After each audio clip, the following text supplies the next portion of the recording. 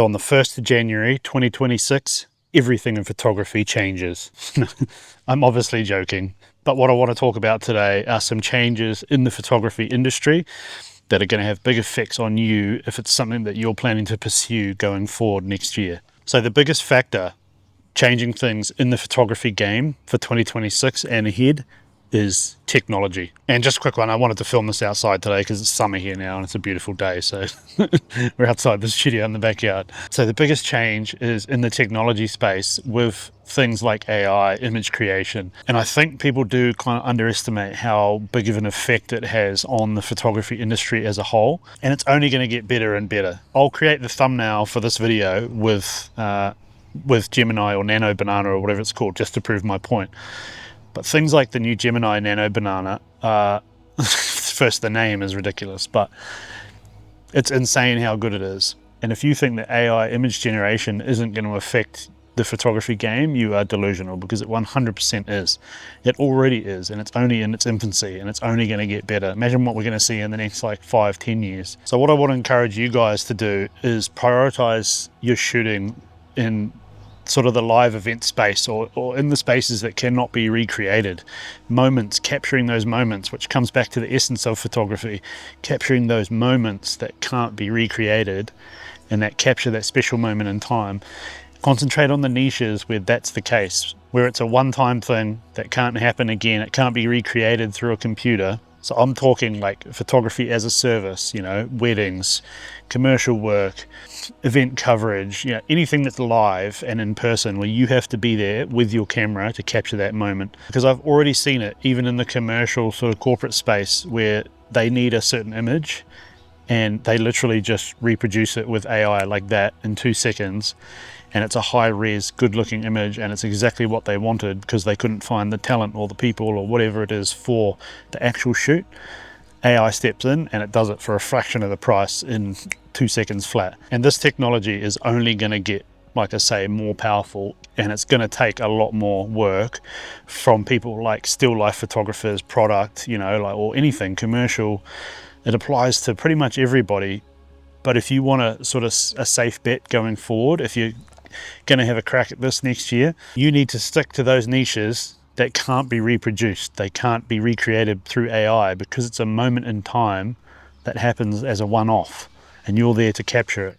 And this is an issue that we've never had to face in the photography game. You could just pick your niche and go to town, whereas now you have to factor this in. How much of a role is AI and technology going to play on the niche that I'm looking to shoot in? And is that a safe bet going forward? Because there's a lot of niches that aren't going to be a safe bet, and I would not recommend going down that route.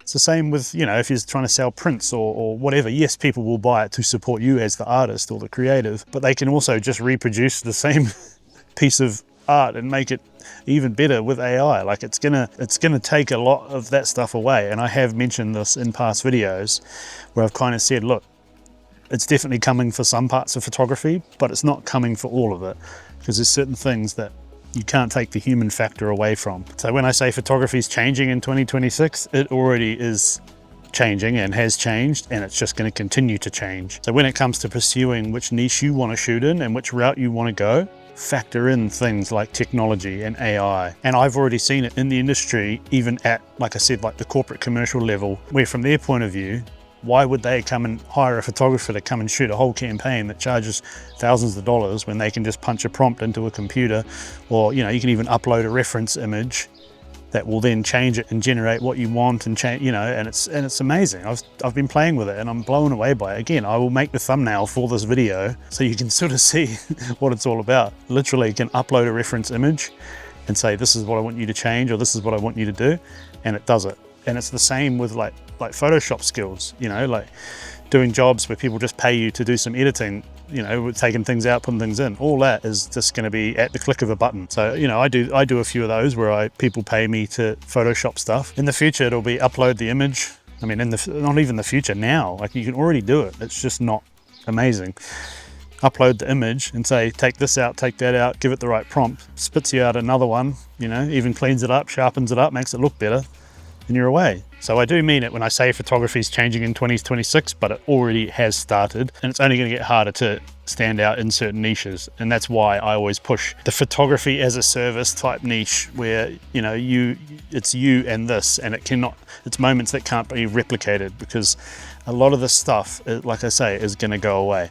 So going into 2026, I'm not trying to downplay anything. I still am encouraging you to get out there and shoot and do everything you can to turn this into something, but be aware of the niches that technology is going to encroach on and potentially, take away. So pick your niche carefully, still grow your skills, and remember, like we've said before, you can always switch your niches, do different stuff, shoot different things. It's what I've done over the years, followed the money, see where I end up. Factor that in to your decision making when you're sort of picking which path you want to go down in photography. So the next part that's really changing a lot in the industry and in photography in general is the saturation of it, no pun intended, as in how many people are doing it. Like back in the day, there was probably a third of the photographers there is now. Everybody's a photographer now. And that's where these skills that I teach and that I'm showing you guys that can help you on certain jobs, like the flash video that I just did. Don't be that, I'm just a natural light photographer person. Be the person that knows how to use all the tools for the profession. So when those jobs come along, you can be the one, oh yeah, sweet, I can shoot that, piece of cake. Because those are perfect examples where everybody's a photographer until you switch into manual mode, or, until they've got to use a flash, and then it's, oh no, I can't do that. So learn all the skills so you can be that person. You've got to stand out from the crowd. Like I've always said, my goal with teaching the stuff and showing you guys all the stuff is to make you the best version of a photographer that you can be, and have all the skills that you're going to need to excel and make money and continue to. And like I said, who knows where the industry is going to go in 10 years time. It might not even exist. AI might just come along and go, oh no, we just pay these robots to shoot everything. They've got a camera built into their robot arm or something. I don't know, but who knows what the future holds. And again, I'm not trying to talk it down. I still want to see people out there crushing it, because it's an industry that I love and where I make my living. Last thing I want to see is it go away. But I see stories of people getting deflated by trying to have a crack at it, but it's because they're sort of moving in the wrong directions.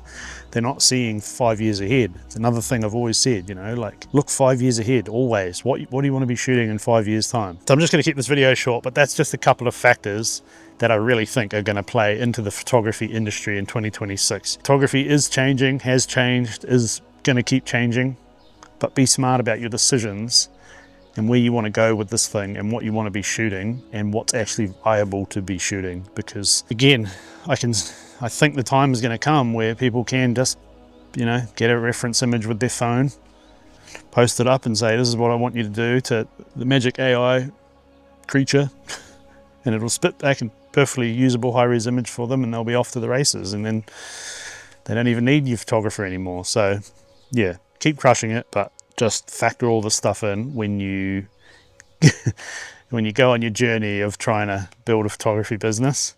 Be smart about it, move in the right direction, and the rewards will pay off. So yeah, just a quick one. It's a beautiful day. I'm gonna go enjoy it. See you in the next video. Chirp.